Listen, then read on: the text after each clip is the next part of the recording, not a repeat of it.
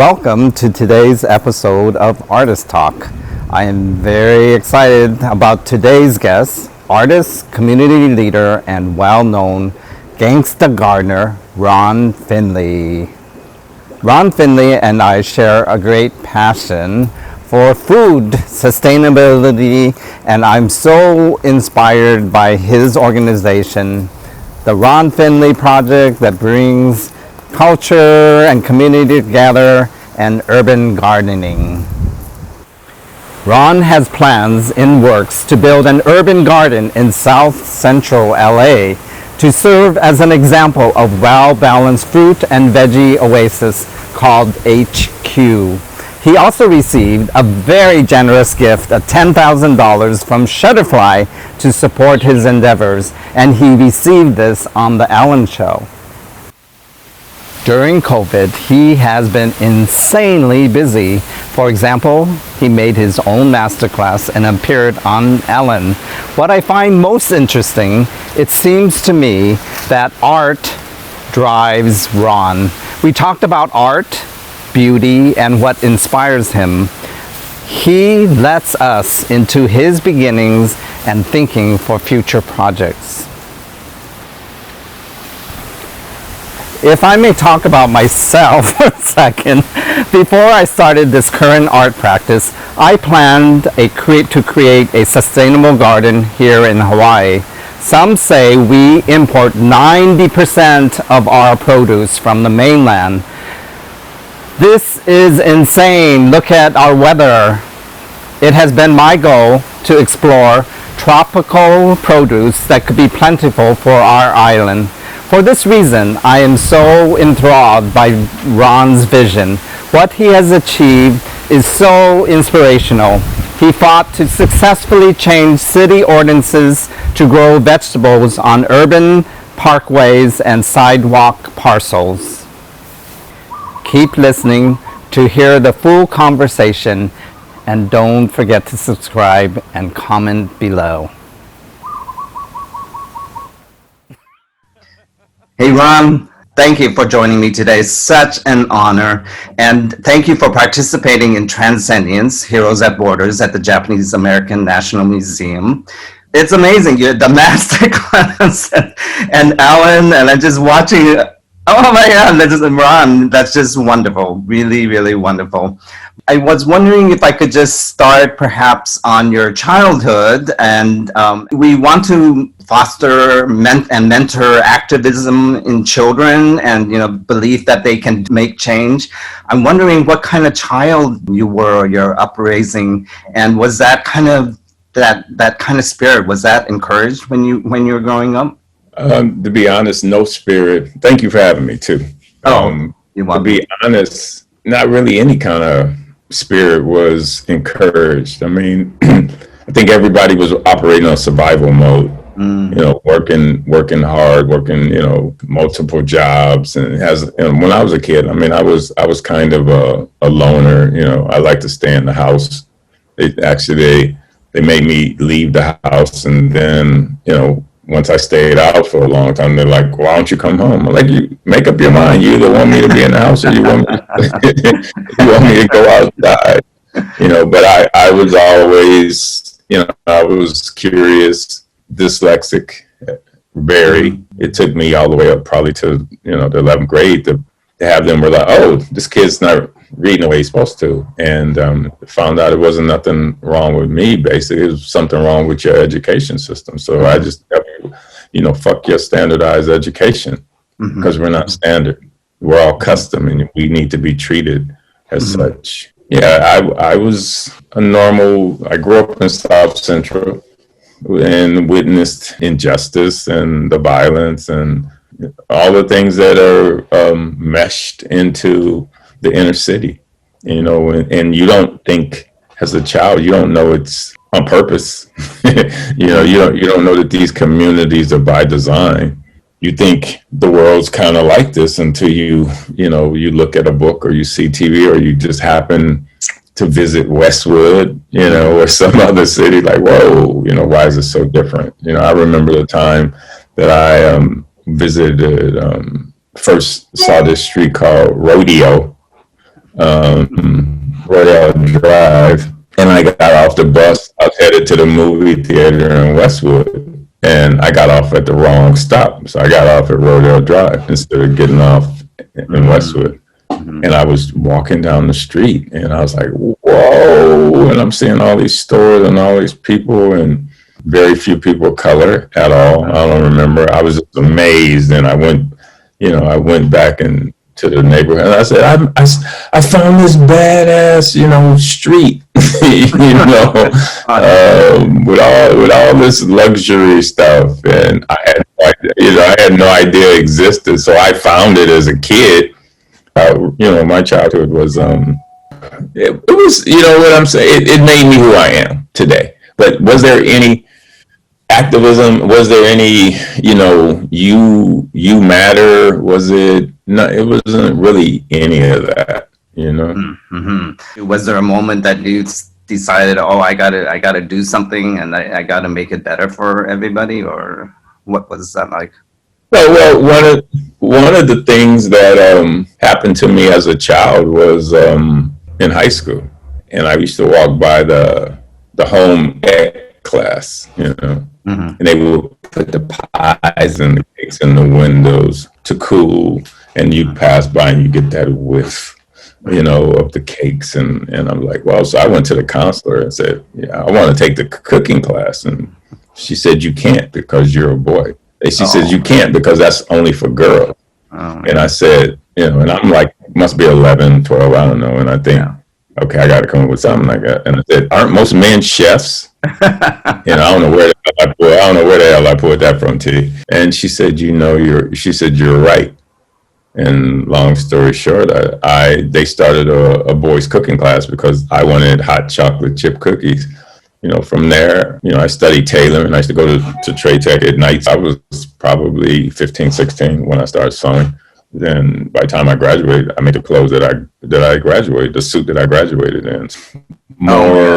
That's amazing. Curiosity into design and purpose, and realizing that I want my whole life to be custom, realizing that clothes, they didn't accommodate black bodies. We accommodated clothes because they had standards, and the standards weren't the way our bodies were built, and our bodies are built different. Then that took me into years and years working in the garment industry, and to the point that I have my own clothing collection, and so. Okay, do you have any of that going on these days? There's no time. I have a little stuff that I'm doing. I'm physically not doing, but I am involved again in the garment industry.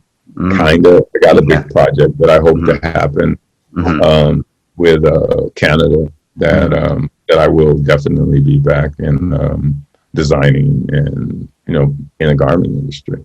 Great. When you tell the stories, it's very evident to me that activism was in you as a child, but you found your voice, and, you got to find your talent and your passion, and then, you can turn that into changing things, right?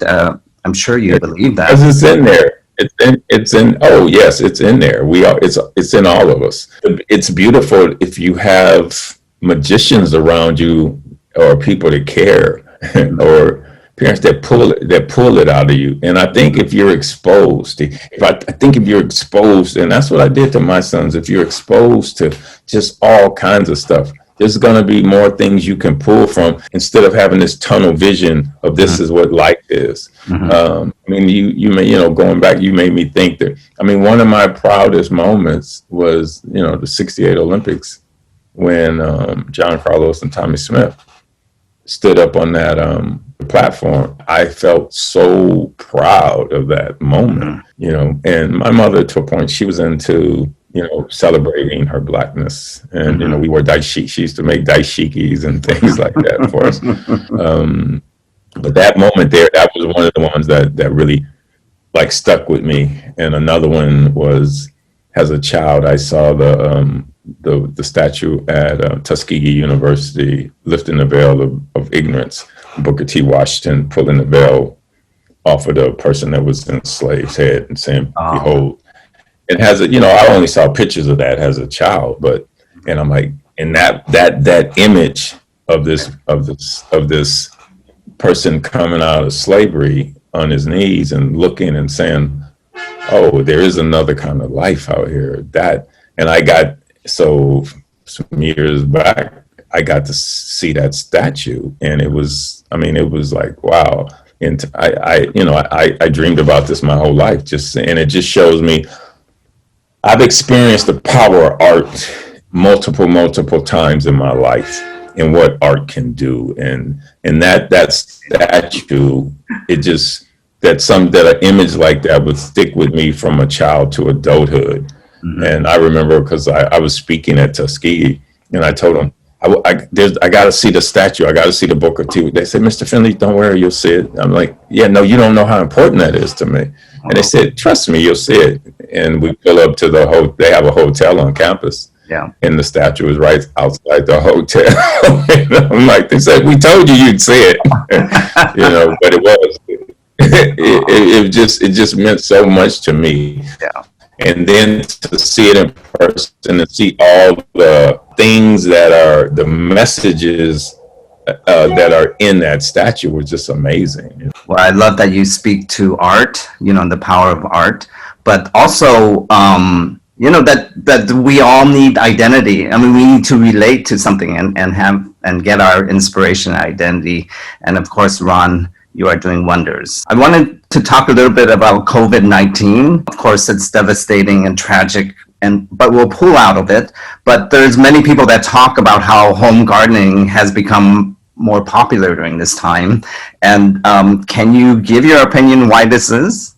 Because people realize what's important, what's truly valuable now. Mm-hmm. And my hope is that we don't go back to it. We're valuable. Mm-hmm. The single most important thing to your life, the single most important thing to life on this planet is air. But do we realize that? Mm-hmm. But I'll ask people that, and they'll say all kinds of different things. And no one thinks of air, you can't see it. Mm-hmm. But I ask, okay, what do you pledge allegiance to? And they immediately they feel kind of embarrassed. I said, oh, you pledge allegiance to this symbol, this thing, but you don't know what the single most important thing to your life is. We have to change that. We have to change people's values. That's what has to happen. And hopefully this pandemic is helping that, and the thing with the gardening, it's getting back to who we truly are. I didn't leave my property for 2.5 months at one point, literally, because I had everything. I ate from my garden. I lost probably 12 pounds. I got stronger. I hope I got a little more sexy. I don't know. I think people are beginning to see and share this. I mean, I have a master class, and it just blew up. I mean, it was terrible because it was supposed to come out earlier, but it wound up coming out on Earth Day. And it turned out to be one of the best times, because people all over the world are now into gardening. And I get these testimonies that people are sending, how it changed their life, how it changed their kids' life. Now their kids are eating this, and the first thing they do in the morning is run out to the garden to see, what has grown, if anything's blossomed. And that's the kind of thing, to me, that's what value truly is. First, in gardens, to me, equal community. Mm-hmm. And now we get to witness how they're pulling families together. Mm-hmm. So no, this is not some frivolous hobby or ladies that lunch on the side in England and sip tea. This is a life skill that we all need to know. We all need to know how to harvest food. We all need to know how to grow food. This is the entrance to the gates of being free. The thing what I'm doing with my nonprofit, the Ron Finley Project, is just to show people, okay, look at things differently, not the way you were trained to look at them. So no, that the pandemic it's horrible, it's bad, but hopefully it's going to change the world for good, and we're going to realize that we have the same blood, the same air in Czechoslovakia is the same air we have here in America.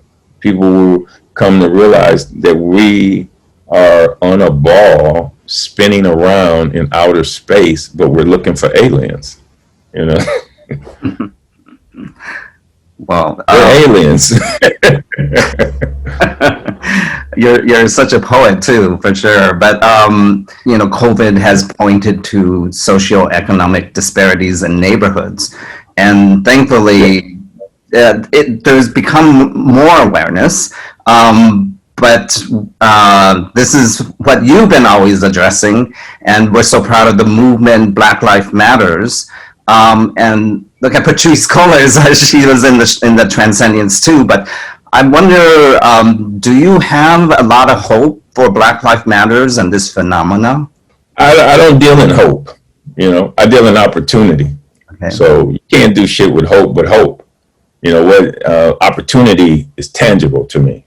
Mm-hmm. Hope is really, not. I mean, it's like I tell people, I take a cup of opportunity over a boatload of hope every day. People have opportunities. Now we have the opportunity to rethink and we don't have the hope to rethink. We have now the opportunity, and the door is open for us to rethink, reconfigure, repurpose, readjust, realign all our thinking, in this planet. So yeah, I this gardening, this is my protest.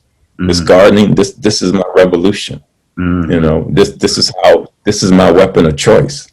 Right. That's what it is to me. Right. I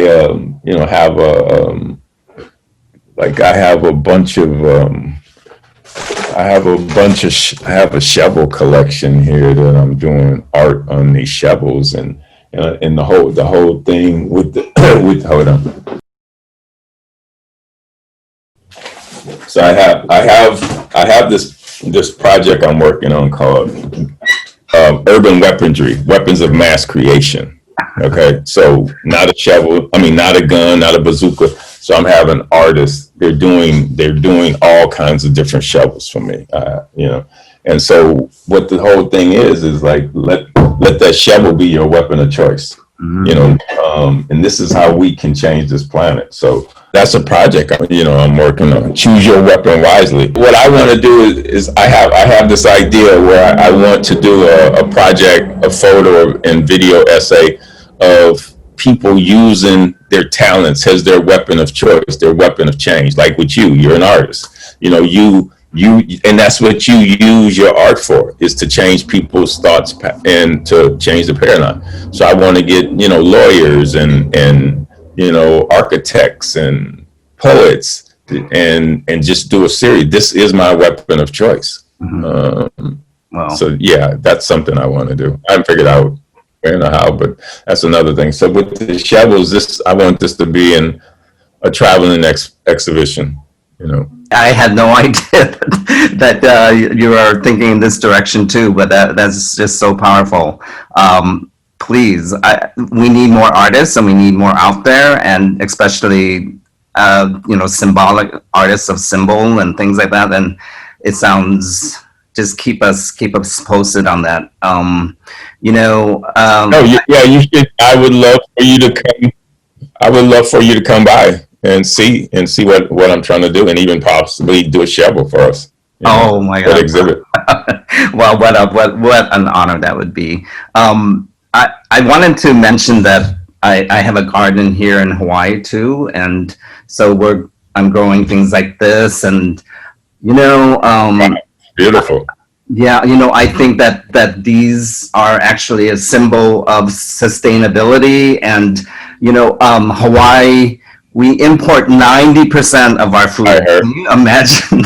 It's just insane. We have beautiful sunshine, we have beautiful air, we have water, we have all this stuff, and yet people do not realize what resource they have and what they can do in their backyards. And so I'm wondering, in LA, what kind of vegetables and fruits that are just so abundant that maybe people, and nutritious, right, that people just don't know. Are those things that you are exploring and trying to get the word out? Oh, totally. We have, we were the breadbasket.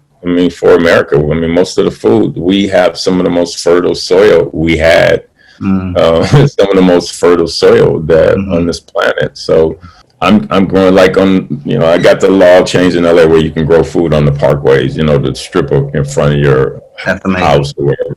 I have just amazing fruit trees. I have bananas hanging in the street, racks of bananas that are hanging, in the street with pomegranates, endless amount of pomegranates, apples, pears, Valencia orange. And basically I want to use I tell people now I'm an urban anthropologist. I didn't spend all the money for the degree, but now, because I get to study how people interact in nature, but my whole thing, we are nature. So you're interacting with nature when you move, period, because we're nature.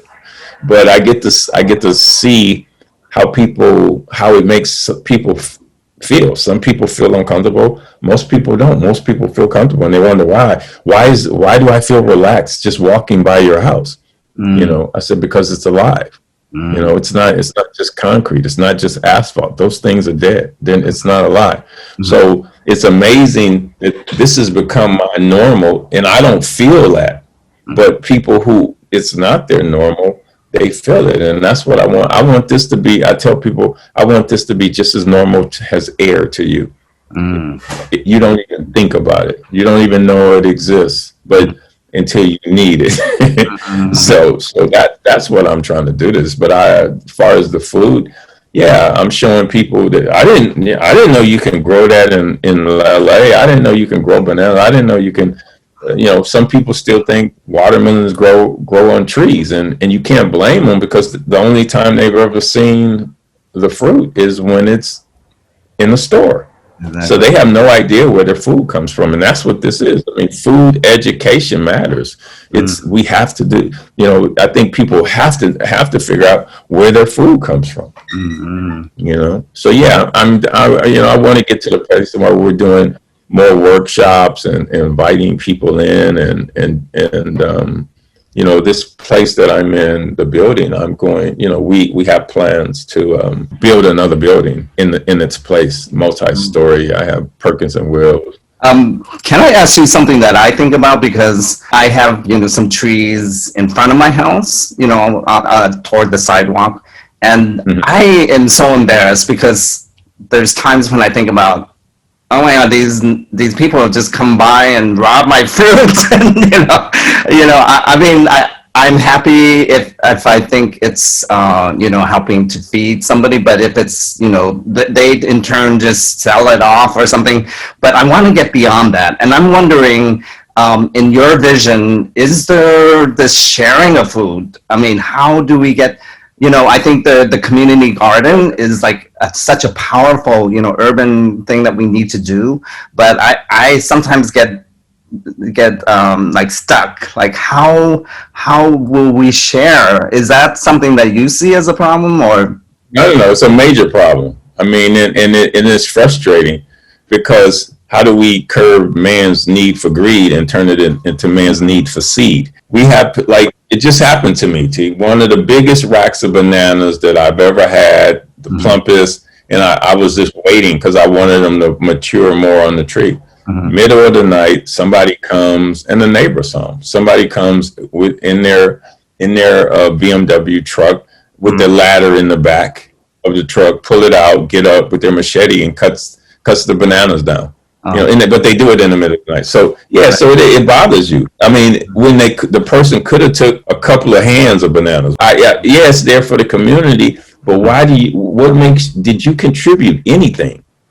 So, and it happens all the time. We have a tangerine tree on the street, and you come out and all the tangerines are growing, and it was 150 tangerines probably on the tree, and then they're all gone. Whereas you have people to come by and they take one or two every day, and it's cool. They understand. It's like they understand the sharing. And people say, well, you need to put signs up. You put signs. I'm like, I don't want those kind of signs on my garden. I shouldn't have to educate people on how to be humane and share. And they haven't contributed anything to the process. And sometimes it's funny because people will leave $1, $2, $5, and they'll leave it in the mailbox, and they'll take a couple of leaves of chard or something, and they'll just leave some 50 cents, and that's cool, but they're not taking the whole Right. thing. And so, no, it is a problem. I don't know how we curb that. My whole thing, to a point, it almost makes me want to stop doing that particular act. But who's winning? The same thing. I have on the street, on the Parkway, I have this hut that I've wove out of branches from cut trees. Like all the trees, instead of putting the branches in the green bin, I wove them into this structure and people would come from all, from West LA on their bikes and come and sit in there. People from the neighborhood would come eat lunch in there. There's these little girls. One time they were doing a stop motion animation with their dolls in the rain. And I was like, oh my God, that's why I built it. But then there's the other side.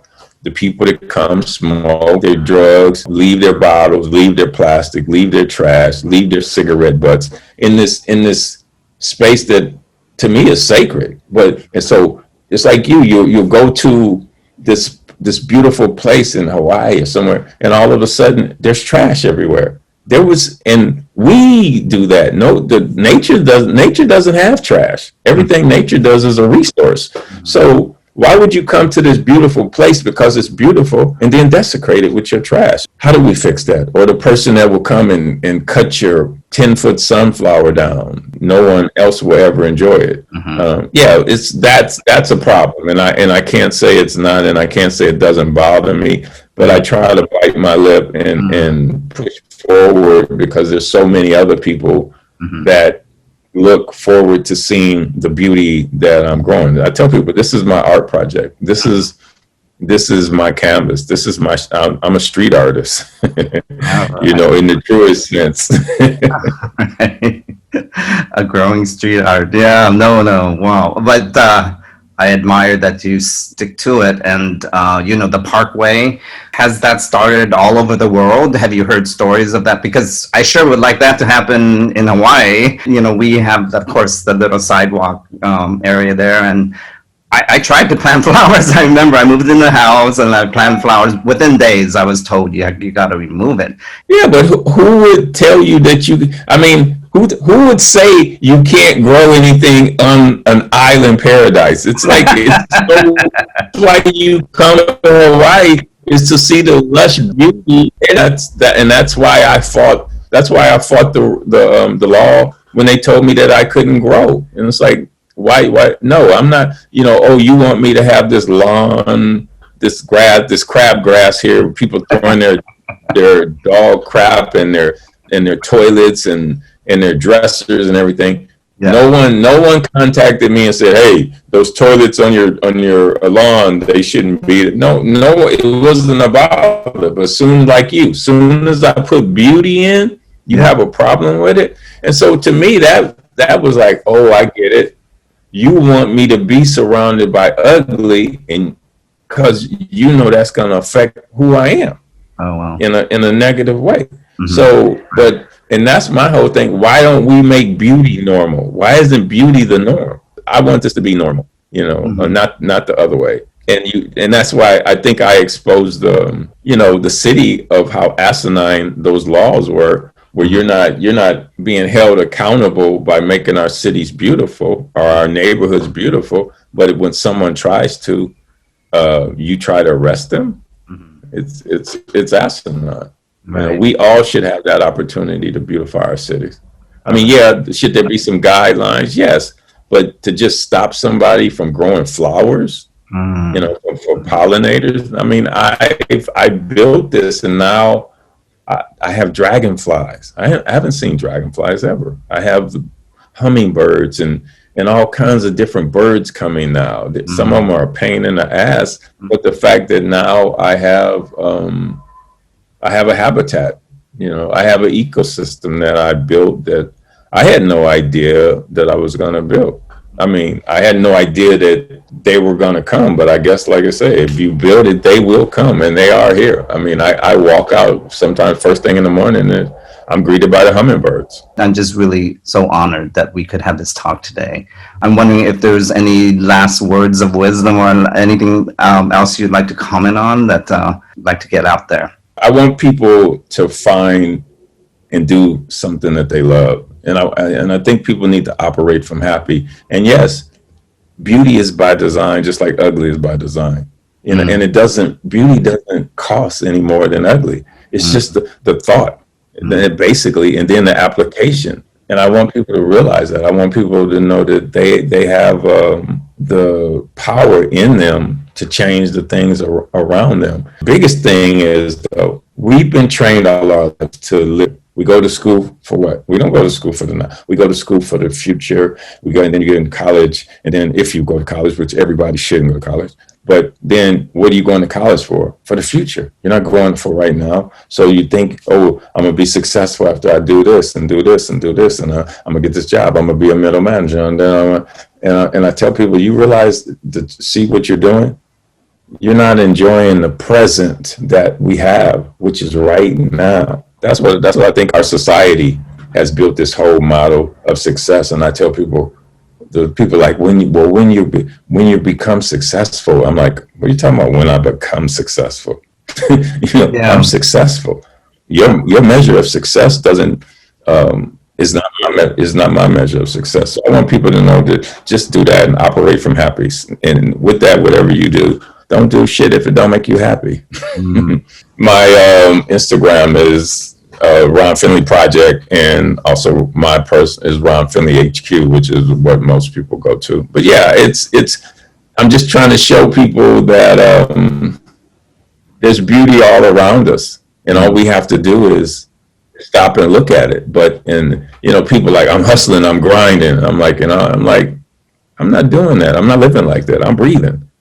Because if you're doing that, you're not celebrating the beauty and the life around you. That's just great words of wisdom, and I thoroughly enjoyed talking with you and connecting. But again, Ron, thank you so much. I truly appreciate this time, and everybody, please follow Ron Finley, because he's up to a lot of good, and he's really trying to help us all and humanity. But thank you.